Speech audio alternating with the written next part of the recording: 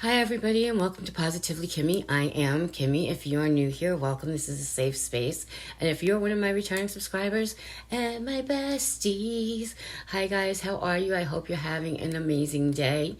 Today is What's Up Wednesdays, where I tell you a little bit about what's going on in my life and update you on things that you know about. For those of you who are tuning in for the first time, I can't speak. And just know that now. And I also have RBF, resting blank face. That's not done on purpose. It just means I'm concentrating. And when you see that, please don't take offense to it.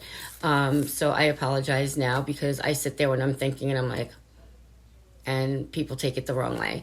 Anyway, so I'm letting you know what's going on in my life. So for those of you who don't know, as I started to say, I'm having surgery in 7 days. Can you guys believe it? Now, just a brief history on my surgery. I had a precancerous pancreatic tumor back in 2002 where I needed to have Whipple surgery done, and thankfully they caught it in time. It was turning to cancer, but it's considered precancerous because it hadn't yet completely formed, and I was very lucky. Now I have been having small bowel obstructions. I've been having pancreatitis, and they need to go in because they found I have a mass behind some scar tissue mixed in with some lesions. I was going to say lesions. I don't even know if that's a word, but I was going to say that. But lesions, and there's a narrowing, and there's also a dilation of my pancreas to 3 times the size that it should be. So we like to keep things positive here. And I know my doctors are the best doctors. They have written a book on this surgery, even though I don't believe anyone has had it. It's called there's a really long medical term for it, but it's a Whipple surgery after a Whipple. Now, Whipple surgery, they take out your mass from your pancreas. They cut the tail of your pancreas or the head. I don't remember, but I think it's the tail. Then they also take out your appendix, they take out your gallbladder, and they take out almost 2 feet of your small intestines. And in my case, they move my bowels, and that's caused problems with nausea and other stuff for the last 20 years. It's gotten particularly bad the last 3 months, and there are times I just don't feel well at all, and I've developed other problems on top of it. So they're going to go in on Wednesday, April 12th. I have to be there at 8 o'clock in the morning. The surgery is at 10. It's between 5 and 8 hours, the surgery, which for me is fine because I'm going to be out. But for anyone who's waiting for me, my family and my children, it's going to be such a hard day for them. And I apologize, and I feel so bad about that. But they're going to go in. It's going to take them about 20 minutes to an hour just to get to my pancreas because of all the scar tissue and whatever else might be going on inside there. Then when they get to my pancreas, they're going to remove the lesions, they're going to remove the scar tissue, they're going to take out the mass, and they are going to split my pancreas in half and open it wide so there's no more narrowing, and whatever comes out of your pancreas is going to go straight through. So I'm going to have that done. Now, I am really nervous about 2 things.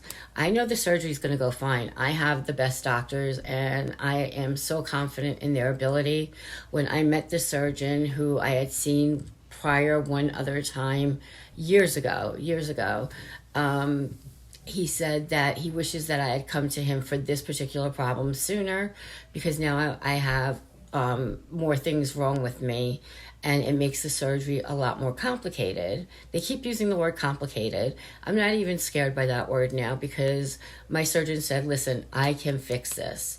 And he was so confident in his delivery, and I just felt, if he's saying he can fix this and I'm not going to be sick every day and be vomiting and whatever else goes on, then we need to try to do this. We need to do what's best for me and my family because I have a little grandson who is the light of my life and I have to be around.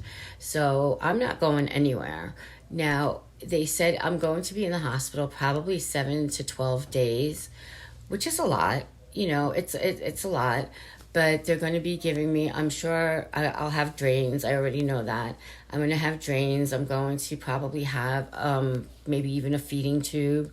I'm going to have a catheter, and hopefully all this stuff will get better sooner rather than later, and I'll be out of the hospital quicker, because you feel better sometimes when you come home, and you get more rest when you're at home.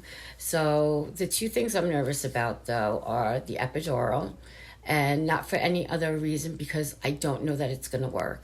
And the doctor told me that this is an excruciatingly painful surgery. And that's in the back of my head. And I really wish he didn't say that, because I would be like, all right, so the surgery's going to hurt. Surgery hurts. No big deal. I've had this in the past. I can do this. So I'm worried about that. I'm worried that it's going to have like a pain pump attached to it. And that just numbs my back. It's never gotten anything from the waist down numb. Now, if they can do that, and it's an epidural like when you have your child, I cannot wait for that. I think that is awesome. They're going to be giving me my pain medication on top of that. So I'm good as long as that works. I also want to have a PICC line, a central line, a port, something like that, because I happen to have, excuse me, let's chill. Take a deep breath. Whew. Sorry, I didn't mean to talk so fast. I'm nervous. I happen to have really bad veins, and my veins roll, they blow, they're deeper than they look. If you look at my hand, this one has scar tissue, which is the only reason you can see it. The rest of them are like literally non-existent. I don't drink a lot of water, and you can't drink prior to surgery for 24 hours or eat, I think, 12 hours prior to surgery. And they want me to take laxatives, so I'm going to be very dehydrated prior to my surgery, which is going to make it worse. Now, if they can guarantee me that I'm going to get a port or a PICC line or a central line, I'll be perfectly happy, because that means I won't get stuck all the time. Whenever they need blood, they take it from that. Whenever they give you medication, they do that. When you have veins like mine that roll and blow, you go through IVs like crazy, and then they have to call the IV team, and they put it in a strange spot, and you're uncomfortable. So I'd rather not do that, and I'd rather alleviate that problem sooner rather than later. And I tried to talk to them about it when I had my pre-testing, and unfortunately you have to wait till the day of surgery and speak to the anesthesiologist that is going to be in there with you, and then when that happens, they'll be able to determine whether or not I'm a candidate for those things, because you can get an infection, which is why they don't always want to do it. So having said that, we have a week. We are packed. The only thing I don't have is a little bit of makeup. I am bringing some makeup because I'm hoping to feel better and jump online and let you guys know how I am. My sister is also going to be updating my community page, if she can figure out how, when I get after my surgery. Hopefully she'll be able to do it. I'll have to add her, I believe, as an administrator, and if I do that, she should be able to get on and update my page.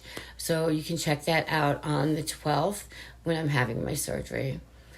Now, that was a lot for me, and that must be a lot for you guys, but other than that, I am doing better than I was yesterday. I apologize for that video. I know it was all over the place. It's not what you're used to from me. I don't know how many people decided they were not going to keep me and dropped me. I don't know how to say unsubscribed. That's the word. I don't know how many people unsubscribed, but I know a few did, and that's okay. You know, that's not the type of video for everyone, and I know it's not what you're used to getting from me, and when you see that, you tend to unsubscribe from people because you don't know if that's where they're going forward. So for you guys who have stayed, I appreciate you so much, and I will keep you updated. I will be posting the day of surgery, again, to let you guys know how I'm doing.